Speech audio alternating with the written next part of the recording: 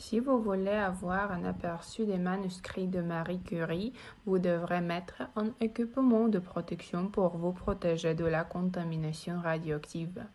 Les restes de Madame Curie ont également été enterrés dans un cercueil épicé de plomb, gardant bien contenues les radiations qui étaient en cours de ses recherches et probablement la cause de sa mort.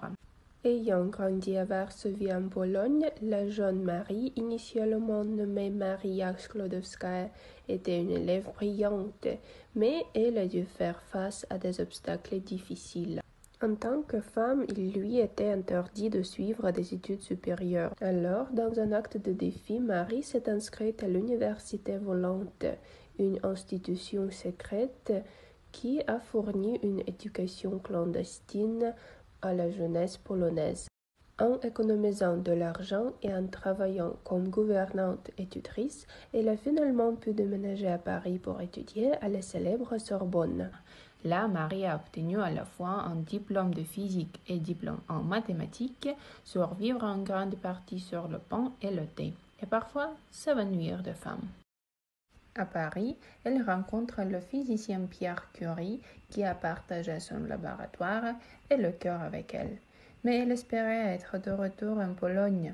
À son retour à Varsovie, cependant, elle a constaté que l'obtention d'un poste universitaire en tant que femme demeurait un défi. Tout n'était pas perdu. De retour à Paris, Pierre amoureux l'attendait et le couple s'est rapidement marié et est devenue une formidable équipe scientifique.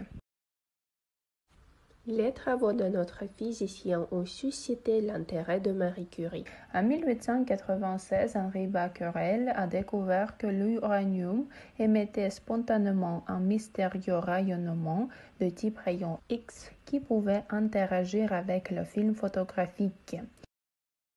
Curie a rapidement découvert que l'élément thorium émettait un rayonnement similaire. Plus important encore, la force du rayonnement dépendait uniquement de la quantité de l'élément et n'était pas affectée par des changements physiques ou chimiques.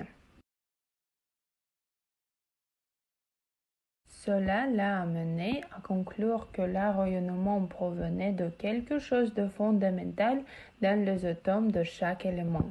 L'idée était radicale et a contribué à réfuter le modèle de longue date des atomes en tant qu'objet indivisible. Ensuite, en se concentrant sur un super radioactif qu'on appelait pêche blonde, les Curie ont réalisé que l'uranium seul ne pouvait pas créer tout le rayonnement. Alors, y avait-il d'autres éléments radioactifs qui pourraient être responsables? En 1898, ils ont signalé de nouveaux éléments. Le polonium, nommé d'après la Pologne natale de Marie, et le radium, le mot latin pour rayon. Ils ont également inventé le terme radioactivité en cours de route. En 1902, les Curie ont extrait 1/10 de gramme de sel de chlorure de radium pour plusieurs tonnes de pêche blonde. Un exploit incroyable à l'époque. Cette année-là, Pierre Curie et Henri Becquerel ont été nominés pour le prix Nobel de physique, mais Marie a été négligée. Pierre a pris position en faveur de la reconnaissance bien méritée de sa femme. Ainsi, les Curie et Becquerel se partagèrent le prix Nobel de 1903, faisant de Marie Curie la première femme lauréate du prix Nobel. Bien financée et très respectée, les Curie étaient très sollicités. Mais la tragédie a frappé en 1906 lorsque Pierre a été écrasé par une charrette tirée par un cheval alors qu'il traversait une rue animée. Marie, dévastée, s'est immergée dans ses recherches et a repris le poste d'enseignante à la place de Pierre à la Sorbonne, devenant la première femme professeure de l'école. Son travail solo a été fructueux. En 1911, elle a remporté un autre Nobel, cette fois en chimie pour sa découverte antérieure du radium et du polonium, ainsi que pour son extraction et son analyse du radium pour de ces composés. Cela a fait d'elle la première et à ce jour la seule personne à remporter des prix Nobel dans 2 sciences différentes.